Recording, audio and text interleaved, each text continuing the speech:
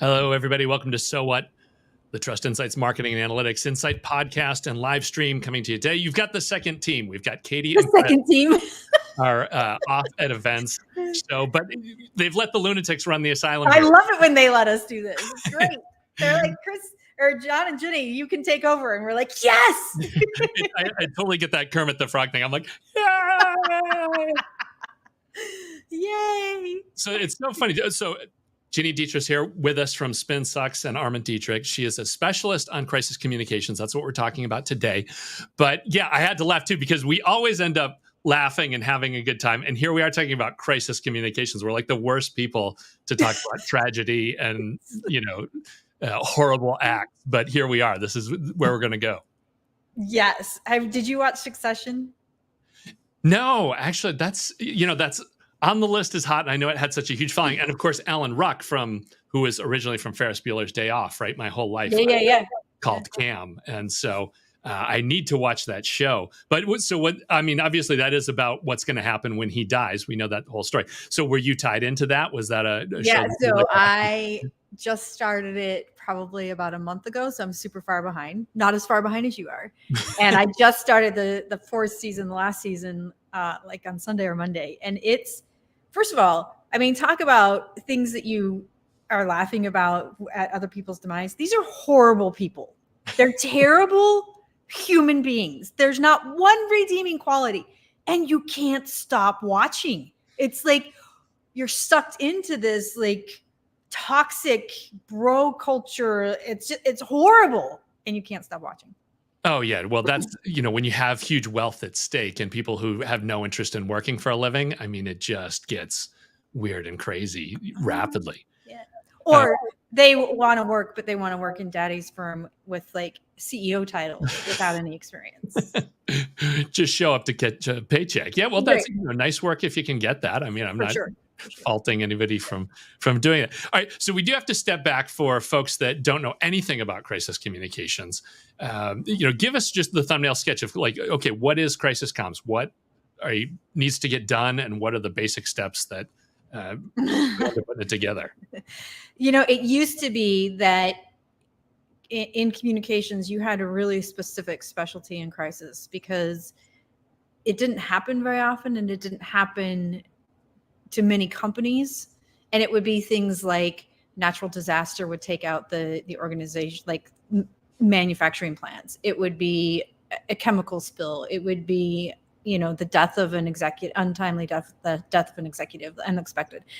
So things like that are completely out of your control and typically don't happen to most organizations. And then social media came along and all of a sudden, right, everybody had a megaphone and somebody can create a crisis for an organization pretty fast. And it can happen overnight while you're sleeping. It can happen, while you're watching football. Like it can happen instantaneously. And so one of the things, and it can happen to every organization, nobody's immune anymore. So one of the things we always talk about with clients is there's a difference between issues and crisis. And a crisis is something that's going to hurt your bottom line or it's going to hurt your reputation. So things like, we don't hear from Paula Deen anymore because she had that huge crisis and sort of just disappeared from the world because it hurt her reputation so much. Planned Parenthood had a pretty big crisis when they decided, or not Planned Parenthood, the Big Walk. Oh, Komen. Thank you. Komen had a pretty big crisis when they decided to defund Planned Parenthood. So and that for them, it hurt both reputation and bottom line because they didn't handle it correctly. And the executive director kept flip-flopping on her answers. So you look at those kinds of things and you think, okay, well, maybe something like that will never happen. And usually a social media quote unquote crisis is an issue. So an issue is something that you have to deal with. And it might happen, in 24 hours and you have to stay up to beat on it and make sure that it doesn't develop into a crisis. But most of the things that you'll deal with day to day is an issue. It's not actually a crisis. Right. And now that you've explained that a little bit more too, it does make sense to me. So was this primarily, it would be specialist agencies that would handle this? Because just like you said, a big company wouldn't want a full-time person because it's just kind of like, well, we pay these folks a chunk of money here and it gets built. And then what they would just get called on if it actually lit on fire? Yeah. So one of the things that we do is clients pay us a pretty small retainer every month just to have us keep an eye on things, and then say, actually, this is bubbling up. We think this might be affecting you. Like, we're working on something right now where I was scrolling through Facebook where a lot of the conversations happen, and on Monday or Tuesday, and I was like, oh, this could be a problem. And so I immediately called and said, hey, listen, this could be a problem. And so we crafted a statement and got ready for it. It actually didn't explode the way I thought it was going to, which is great. But had it happened, we would have been prepared. So lots of clients keep us on a very small retainer, monthly retainer, just to do that and kind of keep an eye on things and consult based on what we're seeing out there in the world. Right. And so now, as you mentioned, in this day and age, of course, anything could pop at any time. Where do you prescribe companies to keep that? Like, obviously, maybe they're not going to be a full-time person, but still, like, there's got to be somebody in some department that's like, okay, you're responsible for making sure we've got an agency and there's a plan. Like, where do you tell people they should be keeping that? It's really interesting. Usually, I think it belongs to communications, but we've seen a pretty big shift in recent years to HR. And some to customer service. I think we have, of our crisis clients, I would say half are HR, and then the other half are split between customer service and comms. But really, when you're talking about, especially crisis communications, it really should belong to comms. Usually when it's not, when it goes to a different department, it's because they either don't have a comms person, or the comms person is inexperienced and doesn't know how to handle all of this. That's it, and now that we've talked through that, the light kind of went on for me. It's just like the kind of sales marketing, product marketing thing, in that in some ways it doesn't matter where it ends up, but the key is they have to communicate across all those. Because like, if it's HR, it's totally internal, and if it's external, it's all communications, and if it's a customer, you've got customers. So like, all those have to be tied in. It's across the board. Yeah, you're exactly right. Okay, so we've talked about kind of where it is and where it goes. Now, the big thing is, where do you go next? Now, we were talking about using AI. So Chris had me fire up Chat GPT. I was like, oh, do I want to use Bard for this? He's like, no, GPT is the way to go. And I'll show this off here. You can take a look see what the machine told me the answer should be, where it should go. All right, let's see. Here we go. Yeah. So this is where it came up. I was surprised. It came up with a very in-depth set of instructions. It was kind of like, if you were the person that got tasked to do this, here's the steps that you should take. And it's interesting, we can talk about this because it kind of, different things took it different ways. But find the crisis, get the team together, develop your communication policy.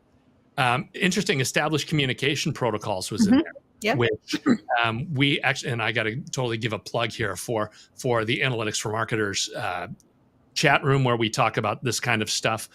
We had one of our members was talking about the fact that just having all your communications set up in the channels you want is a huge deal. Having emails ready to go, having Facebook posts ready to go. All that kind of stuff. It was great that this kind of caught stuff that I thought we should hit. And then, it just keeps kind of going down through, monitor and assess. Yeah. And they went 16 steps deep, and even all the way down to continuous improvement. Figure out. It looks pretty good. It doesn't tell you, like the first one is to plan for potential crises, right? So it doesn't give you which is great, which is exactly what you should do, but it doesn't tell you how. It doesn't give you. So this is a great place to start. But like, how do you plan for those, and how do you know if it's an issue or a crisis, and how do you know when the issue is going to become a crisis, and what, so like, thinking about, is this going to affect our revenue or our reputation? You have to, we like to have people from different departments in the room when we plan for those things, when we plan those scenarios, because everyone thinks about it differently. Like, HR is going to think about it, to your point, from an internal perspective, and customer success is going to think about it from an external perspective.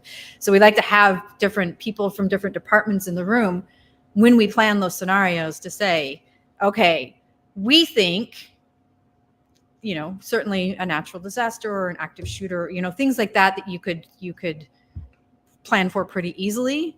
if this were to happen. But nobody predicted a pandemic. Nobody predicted the social justice movement. Nobody's predicted all these things that have happened to us in the last 3 years. A crazy person in the White House, stuff like that. So you have to plan as much as you can, but also understand that there's going to be things that happen that you had no clue would happen, but you're prepared. You have your scenarios, you have your key messages. To your point, you have emails drafted, you have key messages drafted. Sometimes we'll have dark websites where we just have everything there, and if we have to turn on the switch, we turn on the switch. So you have all of that prepared for the one day that it might happen, and it may never happen, which is fine too. Right, they're ready to go. But before we went live, we were talking about the difference between having a plan versus somebody calling you up on the phone when the dumpster's already on fire and rolling down the street and where things are at. But let's start with at least, perfect world scenario that you'd like to see. So if you're dealing with a company, they say, hey, we need, a crisis comms plan, and they come to you, what's the normal process for that? I mean, how do you set it up? And like you were talking about getting specialists in the room, like what's the whole thing with it? Is this like a 6-month thing, a full year thing? How does it's usually... So first of all, I like to talk about crisis planning as an insurance plan. So it's insurance for your organization, right? If you don't have medical insurance and something happens, you're going to have to pay out of pocket for your hospital bill, right? Same thing here. If you don't have a crisis plan and something happens, you're going to pay through the nose. I mean, through the nose for crisis. And you're in the middle of it. So you're just like, okay, we need the help. We need the expertise. You need to help us. And so you pay a lot more that way than if you plan for it. So I like to think about it as an insurance program.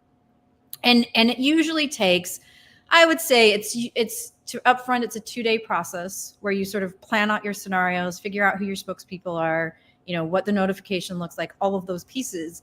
And then you go back to your desk and you craft everything. And then you have another day with the same group of people to make sure everybody's on the same page. Everybody understands who they are, who does what. And then you practice. What would happen what would we do if this happened or this happened? And we like to practice at least once a quarter. Ideally, you'd practice every 6 weeks, but once a quarter is usually the time frame that we get. And you get different people in the room. And I will say as well that even as much as you practice, things are going to happen that you don't expect. And a really good example of that is we were dealing with a crisis earlier this year, and one of the approved spokesperson people, every time he opened his mouth, the company got a fine. And it was because he was so nervous. He was saying things that he shouldn't, and he was providing information that was confidential. And one of the federal regulatory agencies would fine them. And it almost always got backtracked, like the fine would go away, because then the company would have to go and say, well, actually, this is what's happening, and here's the paperwork and the backup. But this guy was getting so nervous that he was like convoluting things and saying things that he shouldn't, because he was so nervous. And so after the second time it happened, I was like, okay, so we're going to take away your spokesperson capability, and you can't talk to anybody anymore. And that solved things. But he was creating all of this chaos for the company just because he was so nervous. And so you also have to be prepared for that kind of stuff. And that's why we like to practice, so that you're prepared should something happen. Yeah, that's something that I had never thought about, was the fact that, it's one thing. Nor did we. Yeah, that's true. You had a crisis in the crisis to have to clean and pick up. But yeah, that's very interesting as far as rehearsing and be able to have that stuff ready to go so that it's ready to drop. I guess that's a great argument too for having as much, like you said, dark sites and dark video or whatever, so that you have the time to get it right and you don't slip when you're under the gun and ready to go. And the other thing is you have to work with counsel on all of this to ensure that so you have, if you're doing all that preparation work, you have at least draft key messages approved and emails approved and social media posts approved by counsel, so that you don't have to, go back and forth. And sometimes when counsel's involved, it's the middle of the night, like you're working 24/7. And so you like to have all that stuff done, at least the foundation of it approved with counsel, so that you're not doing that kind of work and you're all flustered and stressed out and tired and everything else that goes along with it. Yeah, and that was one of the hot bullets that we were planning on covering today too, talking about is, when not to use generative AI. And right there, anything anywhere near legal, you don't want to No. kind of AI to come and talk. No. It's because it's just asking for disaster there. And so both healthcare, issues too is another one. Obviously, that's kind of funny. We should have all the standard disclaimers for AI. It's like, I am not a lawyer. I am not a doctor. Right. I I'm am not an accountant. I'm not. Yeah, that GPT is none of those things. And so stay away and steer clear from that. And yeah, in another area of, what is AI appropriate for this kind of stuff? I mean, we had two levels of stuff. Generative AI, creating text, it is great brainstorming stuff. Yep. And I can see, like, in this situation here, and I don't know, we have this thing we've been kicking around about how it always gets you to 70%. You can get a good starting point, you can get enough to get running with, but then there's that last 30 where, that's where you can get in real trouble too, is in that last mile. And that's where you need a person to come in.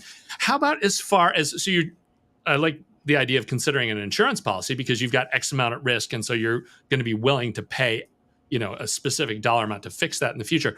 But like, where do you see kind of organization sizes doing this? And I mean, obviously you must, even if it's a small shop, there's still benefit to doing some crisis planning, some basic stuff, but kind of where do you see it, become a major thing? And are there any checkpoints when people should need to be saying like, okay, we've got to have it in place here? I mean, I personally think everybody should have a crisis plan. Like, we have a crisis plan and this is what we do for a living, right? So, and we know, but the reason we have one is to take the emotion out of things, because it becomes very emotional and people get very defensive. And even if it's not, they take things personally, especially when you have people on social media saying things or attack. And people will name people. They will say, well, so-and-so at this company. And you're just like, that's not the case at all. And the thing about people on social media is they don't have context, right? They don't know what's going on, but they'll still criticize you. And so people get really defensive. So I would say every organization on earth should at least know what potential scenarios they might face and know just at least a foundation of how they'll respond, because it takes the emotion out and they can go back to the work that they did. Where we find that organizations actually do full-on planning, they're pretty large organizations. They're not typically organizations that, like yours and mine. They're huge companies. But I do think even if you don't hire a professional, you can sit with a team and say, okay, what are some things we think might become a crisis for us? What are some things we think we might have to deal with? Maybe it's somebody's mad about your product, or maybe it's somebody who doesn't feel like they got the right response from customer service, or maybe it's somebody who's just mouthy and has it out for you. Like, those are the kinds of things you should be thinking about from an issues perspective that you're going to have to deal with, right? I mean, think about when it's been enough years. I don't think I'm going to give this away to anybody, but when the Crock-Pot created the fire in This Is Us, Crock-Pot had to deal with an actual crisis because people were mad that the Crock-Pot had killed a fiction character on a TV show. But Crock-Pot the next day had to deal with a real crisis. So because people were like throwing out their Crock-Pots and they were all over social media saying, don't buy a Crock-Pot. And Crock-Pot was like, oh my gosh, we are sad about this too. That was like 100 years ago. Those Crock-Pots don't exist anymore. I mean, so you have to think about those kinds of things. Like, what could actually happen? So, product, service, those are probably the two big things that you have to think about. Yeah. And so when you go into brainstorm, like you said, so product, you look at everything the product does, everywhere it can go. You look at all your services, everything you can do. But then how about just things that, like, loss of executives or other stuff? Do you have other categories, or like where else does the brainstorm? So I would say like product, service. So anything to deal with customers, anything to deal internally, and then stuff that's outside of your control. So we always look at natural disasters. We added active shooters in, unfortunately. We looked at unexpected deaths of executives and what that means. Those are probably the three big ones. Yeah, I would say those are the three big ones. That's where it starts. Okay, so now flipping the switch when something is going down, it's actually happening. I mean, the big thing that I'm wondering about is you've built out your plan. On average, how much of the plan does get used? Like, I imagine once in a while, death of an executive, you're like, oh yeah, it's 100% of what we wrote down. We just follow the steps in order. But then something weird happens. Are you still able to use 70 or 80% of your plan, or are there disasters where it's you're almost back to zero? How does that usually go when it hits? You're never back to zero, because I think if you're doing it correctly and you're practicing every quarter, then you're getting the experience of being in front of cameras and in front of the community and in front of customers and employees. So you at least have that experience. So you never lose that piece of it. And you always have the key messages are usually drafted based on values and what the company is there to do. So you will tweak those based on what's actually happening, but the foundation of it is what's there. So you've taken out all of the pieces of having to craft new and start all over and stare at a blank sheet of paper and have it approved by council, and starting with, these are our values and this is how we approach things. And one of the things we say to clients all the time, and this is so hard for people, it's so hard, say I'm sorry. Not I'm sorry, but, or I'm sorry, we've had clients who have said, I'm really sorry, but I was really stressed out. Nobody cares that you're stressed out, because you've created stress for this person or this community or this group of people, right? So nobody cares. Just say I'm sorry. And it's so hard for people, but that is the number one thing you can do. Literally say, I'm sorry. I'm sorry. This is what we're going to do to fix it. Right. And so what's the usual pushback? I mean, my gut is that that's legal. They don't want to open themselves up by admitting they actually did something wrong. Is that, or not necessarily. I think just people in general have a really hard time saying they're sorry, and saying I'm sorry genuinely and authentically, and not giving an excuse. So I say to clients all the time, I don't want to hear a but after you say I'm sorry. I'm really sorry this happened. The end. Yeah.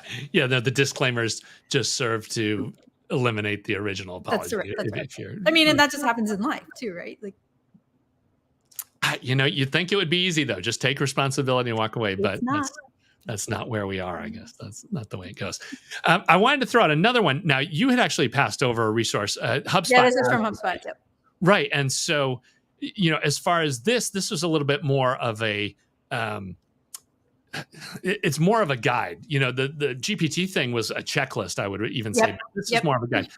So have you actually, is this something you used for your work, or you just found this and you said, hey, this is mostly close to what I found this just mostly because I couldn't share one of ours.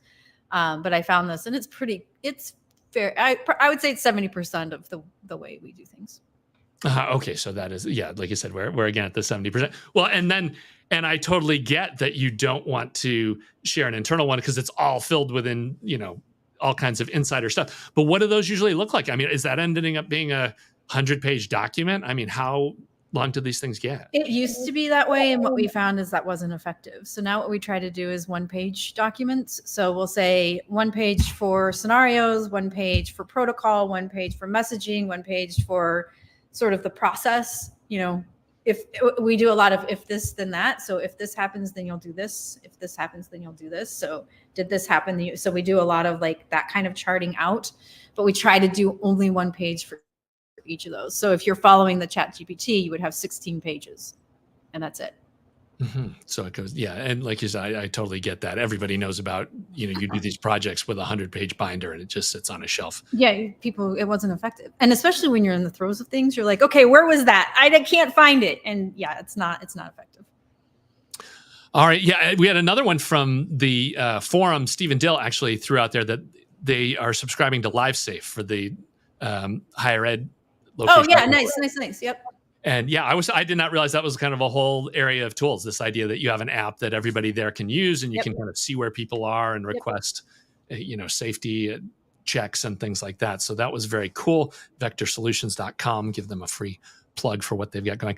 And now let's get to the crazy stuff. Okay, so we've talked about how it should be done and what you'd like to see done. But what are the phone calls that you get? Like something where it's like, okay, the plant's on fire, or with the literally. Yeah, those right. are the phone calls I get. The plant is on fire. Literally.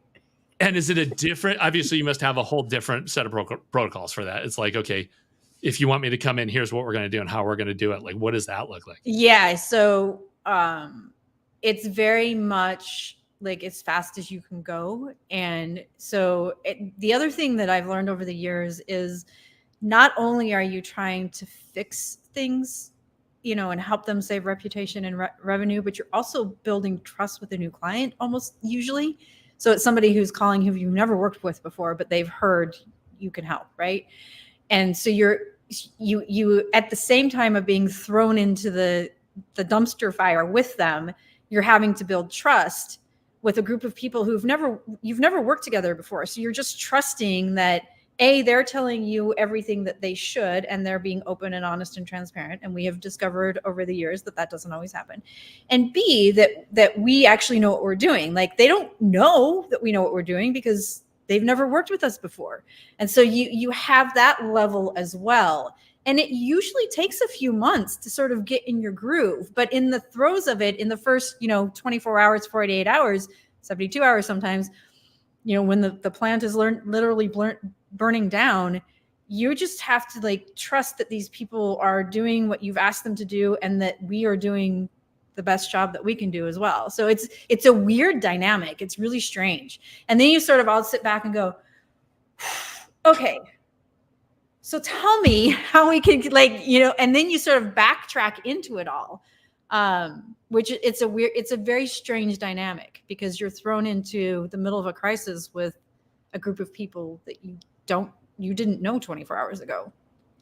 Yeah. And so, I mean, do you end up having to be, and now that it's so funny that as you give me these stories, suddenly the possibilities open up. I'm like, oh yeah, that's got to be the case. I mean, you must have, like the employee that opened his mouth and the bad stuff always came out. You must always stumble upon incompetence. Like, you're in a small team trying to fix this, and you find a certain link in the chain is killing it.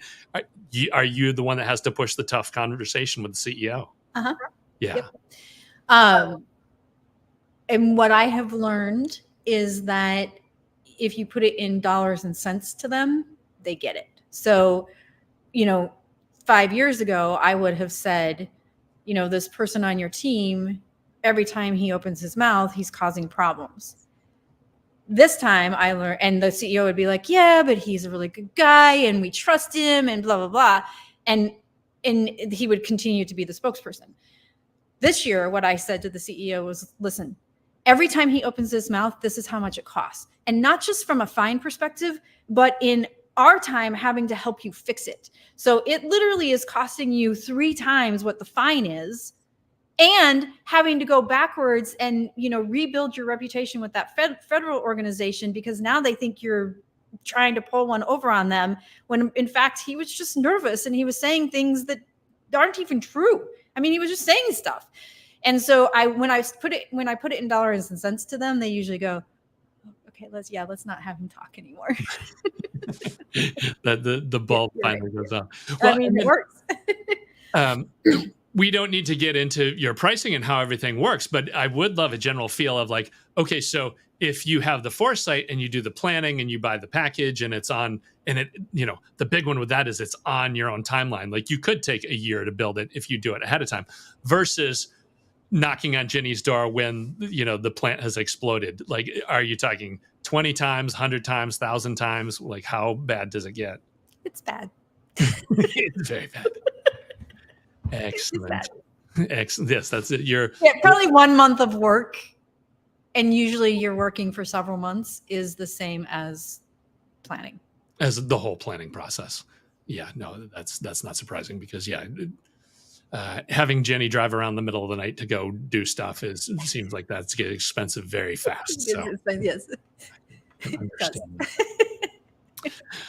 All right. How about anything else that people need to know too? I don't want to, dig too far and spend a lot of time on this, but are there other things that people need to think about as they're getting these plans together, or, where should they be getting the most bang for their buck when they try and I mean, based on what I just saw from the ChatGPT thing, I think that's a great place to start to create your outline. And you can look at each of those 16 pieces and go, okay, I need to learn more about how to do scenario planning, or I need to understand what this notification process looks like. Or if I'm going to do if this, then that planning, what does that look like? And how do we build that out? Because it can get really overwhelming really fast. And so I think you can use ChatGPT to continue to ask it those questions, almost like you're using it as a search tool, which I kind of like better, because if you go to Google and ask those questions, you go to all these different websites and you get all this information. But on ChatGPT, it's like, okay, well, you'll do this, this, and this, and it continues to dig deep into your outline. And then do go online. There are lots of great templates. I did a quick search when you asked yesterday, and I found that HubSpot one and I like that one the best. I probably looked at 6 or 7 of them, and I like that one the best just because it was comparatively close to what we do. But there's plenty of stuff online, and there was one from Asana that was pretty good. The project management tools all had crisis plans, which I thought was interesting, but you can easily do that as well, just to get yourself started. Oh, that's funny. Yeah, that's a great point, because any of those tools, if they've got a template in their own tool, they're trying to hook you in with that. So that's a smart marketing play. Very smart. I have to give them credit for that. I did want to talk about other AI stuff too, just to throw out there for people. Okay, so we've talked, you hit it right on the head. It's generative AI is the chat tools are a better tool than just plain old Google search. You'll be able to go deeper and go further. And this applies across all departments. Trust Insights, we do this kind of consulting too. So if you want to find out about using the same type of analysis and work for human resources or product marketing or any of the other channels, we can do that stuff. But then the other one that gets missed with this is using AI and models just for data analysis. Mm-hmm. We see a lot of stuff where, we'll take your call center and go in and find out what the level of anger or happiness is with products across the board. And that kind of stuff is great for planning and can even give you insights beyond crisis planning, but also for revenue opportunities or upsells or things like that. So I wanted to make sure we give that a quick plug. Other fronts too. All right. So I did have to say, since I was already playing around in ChatGPT, I had to ask it about peso to see what it had to say. Oh yeah, I got to see this. And I haven't done that. I should do that. It was interesting where it came out, and I was surprised that it actually. Let me grab the right prompt here. Here we go. All right. Before I have the big reveal, I have to make sure I have this totally queued right. All right. Let me change my windows. Oh. Okay, you're okay. Thank you. Special guest star here, keeping us going. Okay. Here we go. Oh, goodness. We said, what is, describe the peso model public relations, and it came straight out with PESO and basic rundown of what everything was. So it was pretty tight. Of course, the one thing that was missing in all of this, which was the next thing I said, who is the creator of the model? And it did come through. So it got you. You are good. Very good. A prominent figure. Wow. Look at that. Yeah. So they managed to scrape the right stuff. They've got you as the person behind it. You worked very hard at that. So that's good. To make that work and get that together. But so that was, I wanted to share that with you before we wrapped up. Fun. I don't know how anything else before we throw in the towel. We had some folks with a few questions in the chat room. And the most basic one is, if people want to get in touch with you, what's the best way to do that? Spinsucks.com. That's easy. All right. That sounds good. With that, I think we're good. Let me see if there's anything else. Well, you have to meet Olivia Benson. Just to here, let me pop the screen so we can get full view. There we go. Dog fans love it. Such a good girl. Katie and Chris will approve, so that'll be excellent. That's going to do it for this week. We will catch up with you next week. We've got Marketing Process B2B, so I will find out what the story with that is. But Ginny, thanks for joining us. Always a pleasure, John. All right, that'll do it for this week. We will talk to you next week, and see you over at trustinsights.ai or join us at Analytics for Marketers, and we'll talk to you later.